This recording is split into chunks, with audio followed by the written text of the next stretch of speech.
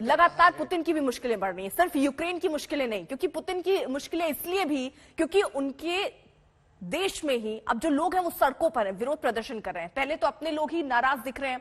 Putin के सलाहकार Anatoly Chubais ने भी इस्तीफा दे दिया, वो भी देश छोड़कर चले गए। हालांकि वो लगातार जब से युद्ध शुरू हुआ है तब से आलोचना कर रहे थे, उनको निकाल भी दिया गया था। लेकिन इस तरीके से अपने ही अगर साथ छोड़कर चले जाते हैं तो पुतिन के सामने चुनौतियां और कितनी बड़ी।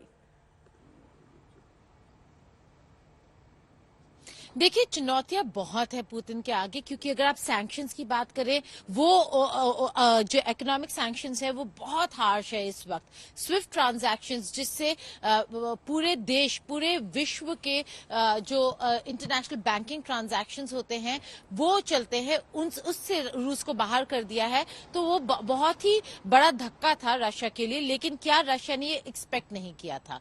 क्या रशिया को पता नहीं था कि डॉनबास से आगे बढ़कर अगर वो यूक्रेन के अंदर घुसते हैं तो फिर उनको काफी खामियाजा भुगतना पड़ेगा?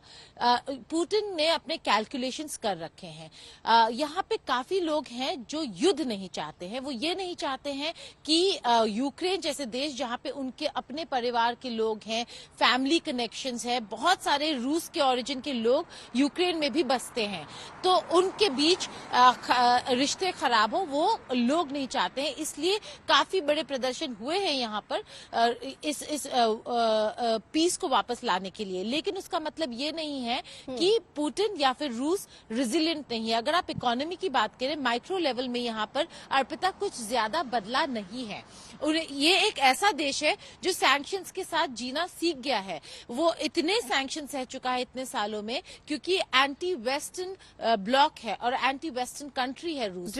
जितने भी उनके डिसीजंस है वो अमेरिका के खिलाफ होते हैं। यानी देखिए, जो प्रमुख बात है, नाटो देश जब बैठक करता है तो ये रूस की आलोचना हो रही है, उसकी बड़ी गलती जो बाइडेन बता रहे हैं यूक्रेन पर हमला करना, और प्रतिबंधों की बात भी की जा रही है, और साथ ही साथ चेतावनी भी दी जा रही है कि अगर और कदम आगे, परमाणु बम तो दूर की बात, अभी अगर केमिकल हथियारों का भी इस्तेमाल रूस की तरफ से होता है तो भी उसका जवाब अमेरिका देगा। चेतावनी बार बार रूस को दी जा रही है। अब सीधे कीव लिए चलते, राजेश पवार हमारे साथ, हमारे वहां सहयोगी मौजूद हैं जो ग्राउंड रिपोर्ट इस वक्त दिखा रहे हैं। देखिए ये रिपोर्ट।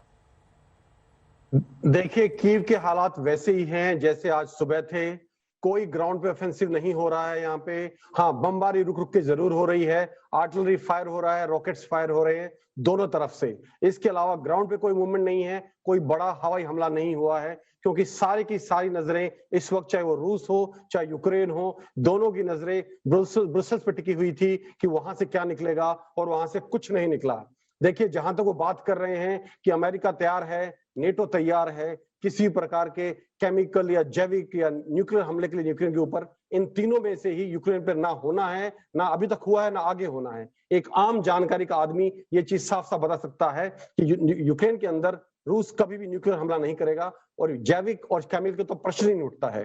ये सिर्फ एक तरह का रेटरिक था, सिर्फ जो उन्होंने बोला है, सिर्फ उनको झूठे ढकोसले जो दे रहे थे वो यूक्रेन को। यूक्रेन समझ रहा है इस चीज को अभी, और मैं आपको बताता हूं कि इस मीटिंग के बाद बातचीत का रास्ता खुलेगा, क्योंकि यूक्रेन समझ गया है कि सिर्फ बातें होंगी। जो फैसले हुए हैं वो सिर्फ नेटो देशों की सुरक्षा के लिए हुए हैं। यूक्रेन के लिए कोई ऐसा महत्वपूर्ण फैसला नहीं लिया गया जो इस युद्ध की दशा या दिशा बदल सके। तो मुझे नहीं लगता कि यूक्रेन को इससे कुछ भी सांत्वना मिली है। हाँ, एक ये जरूर हुआ है कि अमेरिका ने संकेत दिए हैं कि लगभग 1 लाख रेफ्यूजी जो हैं यूक्रेन के यूएस के अंदर लेंगे, लेकिन उसका युद्ध पे कोई फर्क पड़ने वाला नहीं है। तो यहां पर अमेरिका बार बार ये बात कह रहा है कि कभी भी केमिकल हथियार का इस्तेमाल रूस कर सकता है। अगर ऐसा होता है तो उसको मुंह तोड़ जवाब भी दिया जाएगा।